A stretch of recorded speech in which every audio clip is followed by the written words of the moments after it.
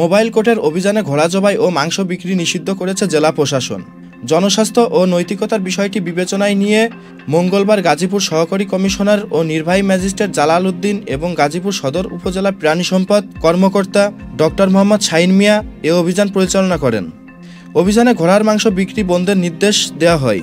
এ বিষয়ে প্রাণী সম্পদ কর্মকর্তা ডক্টর নার্গিস খানম বলেন, মোবাইল কোড করা হয়েছে, আজকে তাদের সতর্ক করে দেওয়া হয়েছে। মোবাইল কোড তো ওইখানে ইনস্ট্যান্ট থাকতে হবে, ইনস্ট্যান্ট পাই নাই, তবে তাদের সতর্ক করে দেওয়া হয়েছে। এরপরে আমরা অফিসিয়াল চিঠিও দিতে বলছি সদরের লোকে, যাতে জবাই না করে। জরিমানা করতে পারতো যদি ওই সময় যায় মাংসটা পাইতো, মাংসটা ওই সময় যাই পায় নাই, ওই জন্য ওই জরিমানাটা করতে পারে নাই। তবে ম্যাজিস্ট্রেটরা তাদের শাসায় দিয়ে আসছে।